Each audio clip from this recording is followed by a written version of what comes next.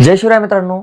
आता सरकारने जी या महाराष्ट्रातील शेतकऱ्यांची इज्जत काढली ती आतापर्यंत तरी कोणत्याही सत्ताधारी पक्षातील सरकारने अशी इज्जत नेमकं शेतकऱ्यांची काढलेली नसावी असं माझं वैयक्तिक मत आहे. आणि मी असं का म्हणतोय याकडे पण लक्ष देऊयात. तर व्हिडिओमध्ये नेमकं नक्कीच बनवून राहा. शेतकऱ्यांनो, कर्जमाफीची वाट पाहत असणाऱ्या आपल्या बळीराजाच्या पाठीमध्ये शासनाने पुन्हा एकदा खंजीर खुपसायला मागे पुढे अजिबात पाहिलेलं नाही. तर लाखो शेतकऱ्यांची कर्जमाफीच्या प्रतीक्षेत असताना देखील राज्य शासनाने जाहीर केलेली जी कर्जमाफी आहे ती फक्त आणि फक्त 553 शेतकऱ्यांची पहिली यादी ही जाहीर केलेली आहे. आता होय, आणि तुम्ही जे ऐकताय ते एकदम बरोबर आहे.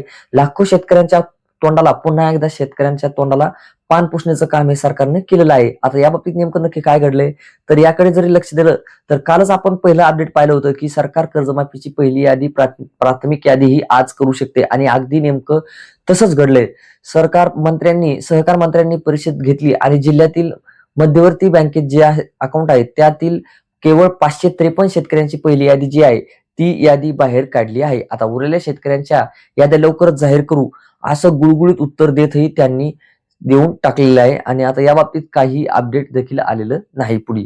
तर आता याबाबत सर्वात महत्वाची गोष्ट म्हणजे की ते 553 जे शेतकरी आहेत ते नेमकं कोणत्या जिल्ह्यातले आहेत, कुठालचे आहेत आणि काय आहेत. तर पहिली यादी जी अमरावती पासून ते ठाण्यापर्यंतचे शेतकरी जे आहेत ते जिल्हानिहाय आकडेवारी जर पाहिली तर ठाण्यामधून 182 शेतकरी आहेत त्यांना ही कर्जमाफीचा लाभ भेटलाय. लातूर जिल्ह्यामध्ये जवळपास 133, अमरावतीमध्ये 58, पुणेमध्ये 85, सातारामध्ये 38, तर नागपूरमध्ये 16 शेतकरी असे एकूण 553 शेतकऱ्यांना अवघे 2,99,90,540 रुपये माफ होणार आहेत. आता कुठे लाखो शेतकऱ्यांचे हजारो कोटी रुपयांचे प्रश्न आणि कुठे ही अवघी लाखोंची फुसकी कर्जमाफी. यापेक्षा जास्त निधी तर तुम्ही तुमच्या कर्जमाफीचे बॅनर लावायला आणि पांडुरंगाच्या वारीत पोस्टर लावायला देखील पैसे जास्त मंजूर केले असतील. आणि तुम्हाला पहिली यादी जाहीर करण्यासाठी फक्त 553 शेतकरी सापडलेत. आणि आता पुढचं काय सांगताय, तर शासन काय म्हणते डबल की शासनाचा नवीन दावा असा आहे की IT विभाग म्हणजे इन्कम टॅक्स, आता इन्कम टॅक्स भरणाऱ्या आणि इतर निकषांमध्ये बसणारे जे शेतकरी आहे त्यांचीच यादी आता पुढे चालून काय होणार आहे, छाननी करून जी आहे ती यादी सरकार आपल्या पुढे जाहीर करणार आहे किंवा पुढच्या कर्जमाफीच्या याद्या ज्या आहेत त्या पोर्टलवर अपलोड करणार जाणार आहेत.